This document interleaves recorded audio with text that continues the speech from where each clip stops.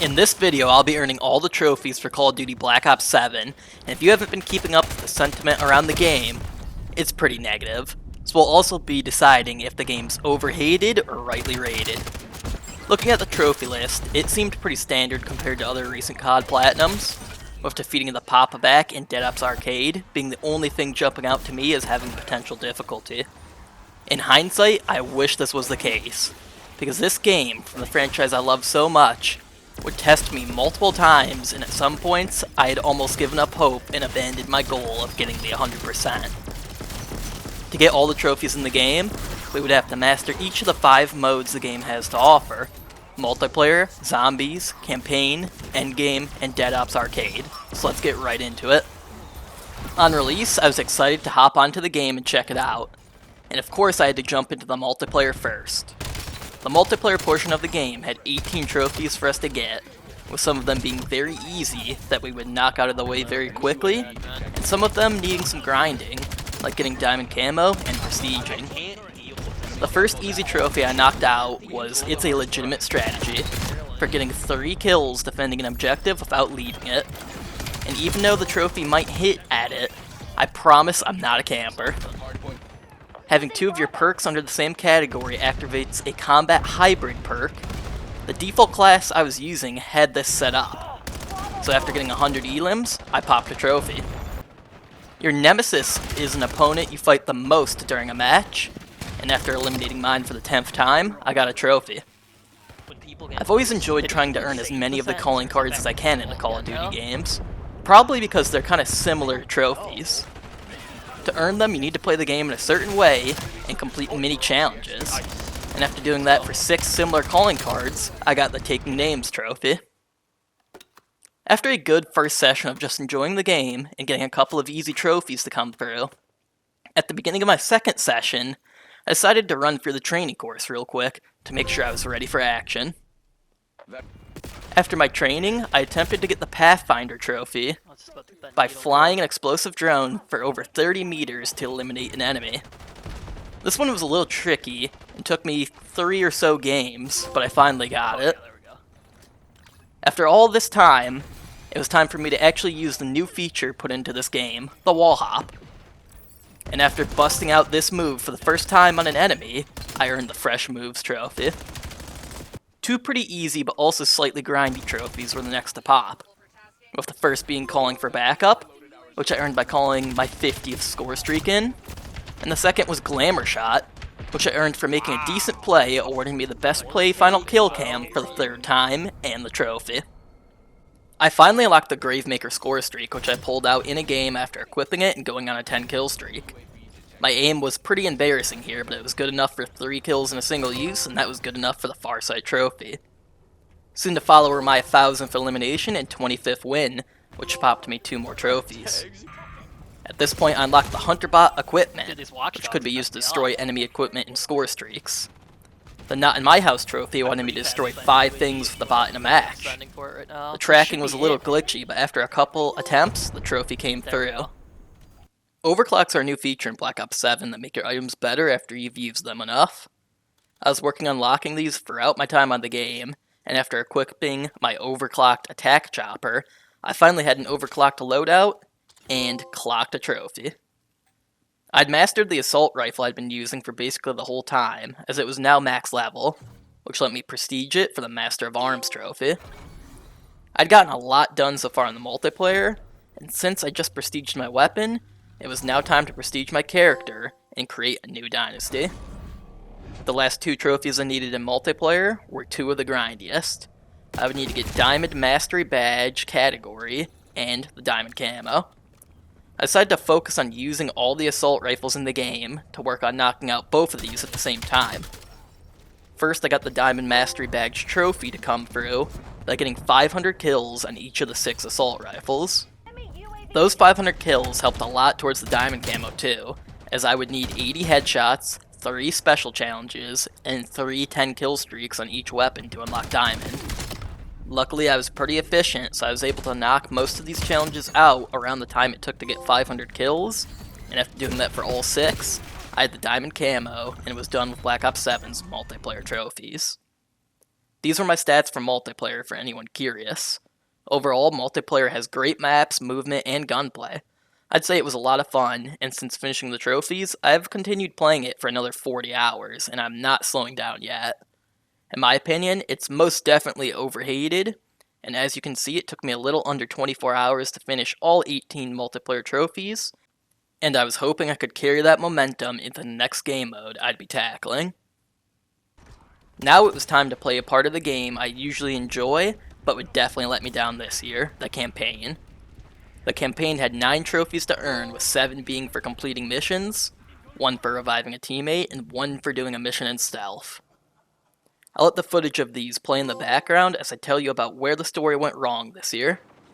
Don't worry, I'll keep this part short, just like the campaign, as I ran through the whole thing in about 5 hours, and that's honestly the best thing I can say about it. The campaign fails to create any good characters with an underwhelming villain, and a largely cringe group of heroes. The story is also super lackluster, with us going after a classic villain, but we realize he was never actually really there, and we get drugged and spend most of the game hallucinating, fighting giant bosses in imaginary places. And to be honest, I wish I was hallucinating for most of it. To be fair, I didn't mind the locations the missions took place in, except for the really crazy hallucinating ones, and the gameplay felt smooth. But every time a cutscene started, or a voice line played, I wanted to shut my eyes and ears. I also didn't mind the open world portions or the loadout system, as I thought these added nice variety. Overall, as someone that has played every COD campaign, this is the part of the game people are right about. It's the worst campaign ever. And to be honest, there isn't really much of a reason to play it at all, unless you want the trophies. On the bright side, the shortness made it pretty quick to get through, and I could move on to a mode I was much more eager to check out that would hopefully save my opinion on the game. It was time to check out a staple game mode in the Black Ops series and tackle the corresponding trophies. Zombies. There are 14 trophies to earn in this game mode, with the main focus being completing the main Easter egg, leveling up a field upgrade, perk and ammo mod to the max augment level, and some miscellaneous trophies. When loading into zombies, you could choose if you wanted to be on the farm POI in a survival style game where you were pushing to see how many rounds you can go, or you could play the main map where you had a lot more space and the possibility to do Easter eggs and use the truck Old Tessie to get around in. For my first game, I decided to have a chill experience and just check out how the mode felt this year, so I chose to play survival. But we would be going for 2 trophies during this laid-back game, which were the trophy for making it to round 30 in survival, and the trophy to use 15 gobblegums in a game. I selected 5 types of gobblegums I didn't care about, which I had accumulated through playing BO6. Having played BO6 would be helpful for this trophy, and would be very helpful for another one we'll talk about a bit later. After earning these trophies, it was time to attempt the main Easter egg. But before I successfully completed the Easter egg, I popped a few other miscellaneous trophies. The first one I got was the Zombies version of the multiplayer Taking Names trophy, called Hoarder. To earn it, I had to complete challenges to collect 6 different calling cards by playing the game in specific ways. The whole time I had been playing Zombies so far, I was using the new Fireworks ammo mod, and after getting my 100th elimination from the Firework, I got a trophy. Next, I earned the I Heard You Like Upgrades trophy for fully upgrading Old Tessie, which you had to do about half the main Easter egg to accomplish. The Decorated Veteran trophy was the next one to come my way, which was achieved by earning 100 different medals. This trophy could be earned in either multiplayer or zombies, but it's best done by combining both so you don't have to stray too far from your normal playstyle to earn unusual medals. During these games while I was learning the Easter egg, I worked toward the Mixologist trophy, which required you to make 4 different perk drinks using 3 ingredients scattered around the map. These ingredients were different for every drink and were small and hard to find, which required us to do some research to find them all and make the drinks across 4 separate games. Now we knew what we were doing, and it was time to make it through the whole Easter egg and beat the boss. This Easter egg was pretty long and involved, but I'll run through the steps super quick to give you an idea of what we had to go through. First, we would turn the Rampage Inducer on to make the zombies faster, so we could get money quickly to open doors. Then we would go around to the power stations at Lake, Ashwood, and Farm, and shoot the growths off them to turn them on. After waiting till round 8, we would go back to spawn and eliminate this mini-boss for the part he drops. We would immediately take that part over to Ashwood and throw 2 stuns to activate Klaus. Using Klaus at the rocket launch area, we would start a short lockdown, which upon beating gave us a barrel. This barrel had to be taken to all the power stations we turned on earlier and collect power from them. Next, we had to take that barrel to the basement in the farmhouse. And after taking the launch pad from spawn to the farm, we would see 3 symbols on the roof of the farm buildings, which we could enter in the farm basement to start a lockdown for the wonder weapon. It was time to go back to launch site now, where we had to read a cipher to figure out what 3 parts we needed to start another lockdown. One of the parts we needed this time was a drop from a bear, which spawns at the earliest on round 16 and must be eliminated with the truck's laser. After doing the lockdown, keys spawn in 3 of 9 spots around the map, which after collecting those 3 and unlocking this floating pyramid, we now had a turret on the truck and could do more Easter egg steps. The first of these steps was to shoot at 2 radars located at launch site with the wonder weapon. This unlocked another pigpen cipher for us to decipher, which I could read without a guide by now, which was pretty crazy. The diner was our next location where we had to shoot this clock, then walk some colored zombies into the lightning. We barely ran out of time on the last one here, so we would have to come back 2 rounds later and finish. Now we had to go to the farm, look at the clock, and stand in the direction it's pointing, hit this guy with the wonder weapon, then find a couple missing items scattered around the farm and protect them during a lockdown. Back to the lake we went, where we had to memorize the order on the projector, then shoot the film rules in these locations. Finally, it was time to drive the truck to 3 locations to run over 9 wisps of smoke, and on the last one, we would enter the boss fight. It wasn't easy getting this far though, and it wasn't over yet, as I had plenty of tragic runs already. Things like random insta-deaths and dying a couple times already in the boss fight had haunted us, especially since it took around an hour and a half to get this far, but this time was different. To beat this boss, you had to dodge attacks that launched at you while you were in the truck, then ram it when it got low enough to the ground to reveal a weak spot you could hit with the truck's turret or your weapon for big damage. While we had some practice by now and a decent idea of what we were doing, that didn't mean there weren't any close calls. We had a tailor-made loadout of weaponry and gobblegums, which helped us greatly throughout the fight, and after enough careful driving and some ramming, we finally had taken down the boss. The celebrations were short-lived though, as little did we know clicking one button here would become one of our biggest mistakes. This was because you needed to continue after the boss fight and interact with something on the map to unlock relics, which you had to earn 3 of to unlock a trophy. This meant the whole Easter egg and boss fight, which took us multiple hour-and-a-half runs to complete, would likely need to be done again. We were devastated, and instead of cleaning up the rest of the zombies' trophies, we decided to shift our focus to another game mode while we waited for a possible workaround to be discovered. Endgame was the next game mode we attempted to earn all the trophies in after our failure in zombies. Endgame had a total of 5 trophies for us to earn, which we could get by leveling up, gearing up, and finding intel.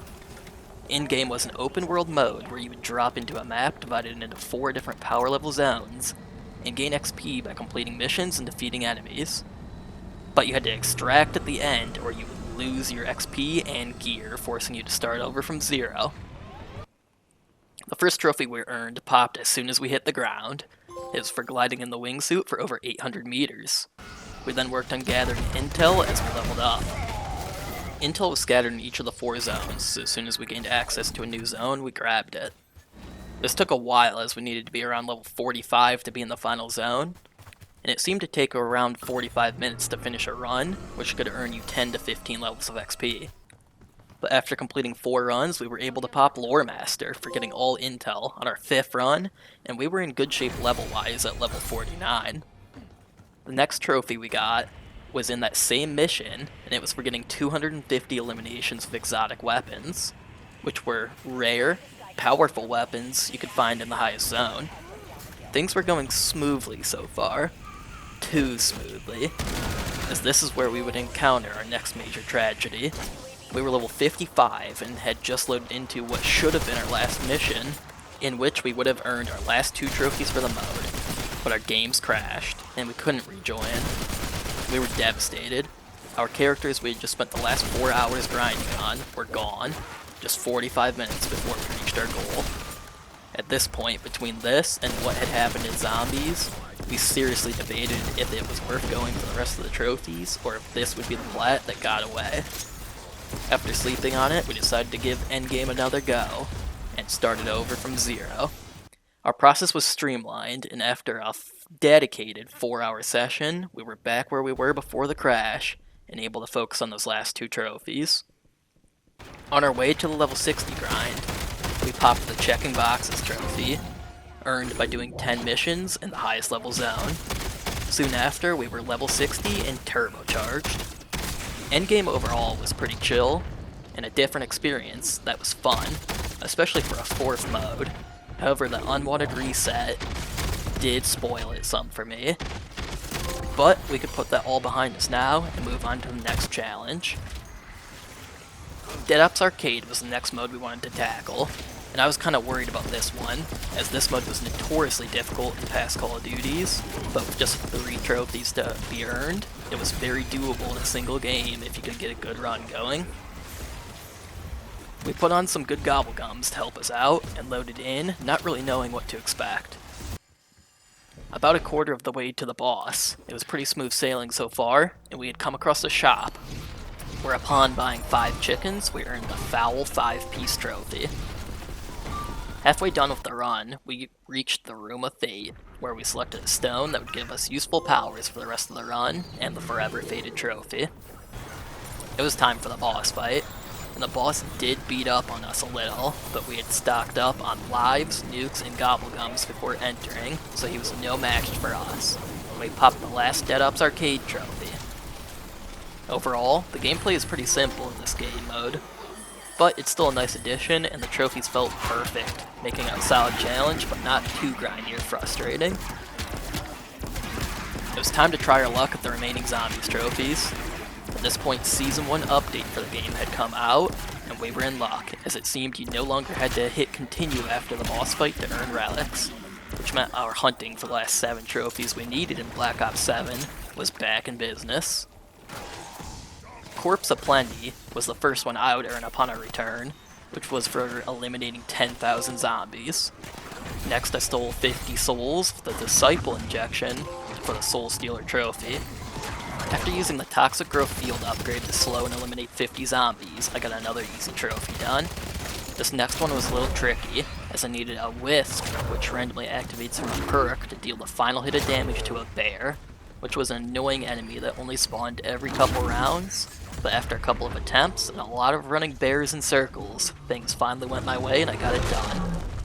This next trophy required us to do a side Easter egg, where we had to select a certain character and go pick up his dog tags to fight through his infected memories, which upon completion earned us the Good Soldiers trophy. The last 2 trophies we needed were for earning 3 relics and maxing out a field upgrade, perk, and ammo mod, which we had continuously been working towards the whole time we were playing so far. The relics were a little complicated, but after doing some research, we picked what we thought were the easiest 3, and went to take a stab at them. The first required you to hit a jump pad, shoot 3 targets, then enter a portal into a lockdown, where we had to survive 4 waves of special zombies. The next relic had us light 3 candles across the map with Molotovs, then complete a lockdown where all zombies were shock mimics. The final relic we needed for a trophy had us go around the map and collect multiple teddy bears while an Aether Shroud with the Wonder Weapon, which let us enter yet another portal lockdown where each shot fired cost money. Finally, after completing that last relic, we had our 3 relics, and earned the trophy that almost kept this video from happening.